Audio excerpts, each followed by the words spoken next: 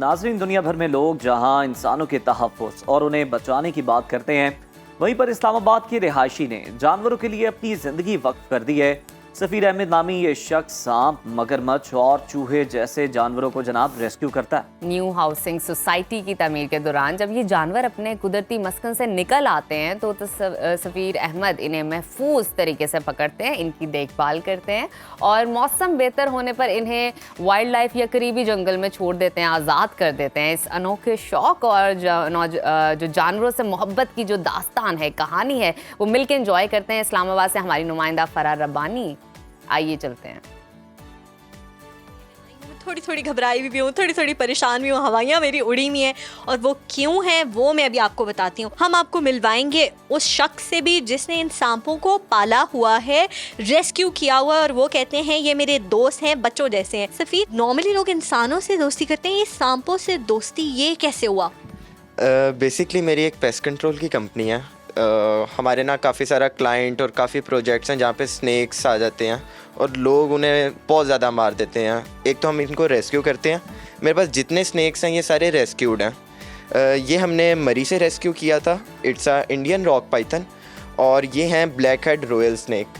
ये हमने बलूचिस्तान वाली साइड से हमें रेस्क्यू होके आया था। तो नॉर्मली बॉल पाइथन्स वगैरह लोग पेट करते हैं जो कि 3 से 4 फुट तक आ जाते हैं, और कुछ बर्मीज़ पाइथन भी हैं जो कि आप लीगली पेट कर सकते हैं और जो कि 20 फीट तक चले जाते हैं। मुझे ये भी बता दें साथ, यहाँ से भागने का रास्ता कौन सा है? बेफिक्र हो जाए, ये कुछ भी नहीं कहेगा, बहुत फ्रेंडली है। चलें, अब ये बहुत फ्रेंडली को हम हाथ लगाते हैं। ये मुझे ऐसे देख रही है, ज़ुबान चढ़ा रही है, तो मुझे बहुत ज़्यादा डर लग रहा है इसको वैसे देख के। बहन, तो इसको हम होल्ड कर सकते हैं? आप कंफर्टेबली होके पकड़ें। मैं तो हो जाऊंगी, वो हो जाएगी। ये भी नॉन वेनमस ब्रीड स्पीशी है। ये नॉर्मली येलो कलर के अंदर आता है, बट इस टाइम जो ये रेस्क्यू हुआ था ये फुल ब्लैक मॉर्फ में हुआ था, और जो कि एक रेयर पीस है। हैरान हो के ये मुझे देख रहा है, तो इसको मैं होल्ड कर सकती हूँ? जी जी, हाथ बस फेंकिएगा। अल्लाह अल्लाह अल्लाह, ये देखें, और ये सांप ऐसे चलता हुआ ऊपर आ रहा है। ये कहाँ का है? ये ड्राई एरिया के अंदर आपको ज़्यादातर मिलेगा, जैसे सहरा और पथरीले इलाके हैं। ये पत्थरों के ऊपर, जैसे बलूचिस्तान के कुछ इलाके हैं, तो ये उधर से रेस्क्यू होके आया। अब एक और चीज़ जो आपने संभाल के रखी हुई है, ज़रा वो भी दिखा दें। मतलब मेरी जो सांस बंद हो रही है ना, वो मज़ीद बंद होने वाली है। इनको तो फिर मैंने हाथ लगा लिया क्योंकि इनसे मेरा पहले इंटरेक्शन है। ये भाई साहब क्या हैं? एक मार्श क्रोकोडाइल है और ये एक बेबी है। इसको मेरे पास 6 मंथ्स हो गए हैं। जैसे ये इस काबिल हो जाएगा कि ये वाइल्ड में रह सकता है तो हम इसको भी रिलीज़ कर देंगे। यकीन माने, ये बेबी कहीं से बेबी नहीं लग रहा, और इसकी दहशत और वहशत जो है ना, ये उसी तरह कायम है। कैमरामैन हमारे जो है ना, वो काजी साहब मुस्कुराई जा रहे हैं। काजी साहब, मैं बिल्कुल इसको हाथ लगाती हूँ और उठाती हूँ। अगर मैंने इसको फेंक दिया तो मुझे पहले ही माफ़ कर दीजिएगा। इसके मगरमच्छ के आंसुओं पे आपने बिल्कुल नहीं जाना। इसकी शक्ल इतनी ख़तरनाक है, पता नहीं कौन, किसने ये मुहावरा बनाया है, मगरमच्छ के आंसू रोना।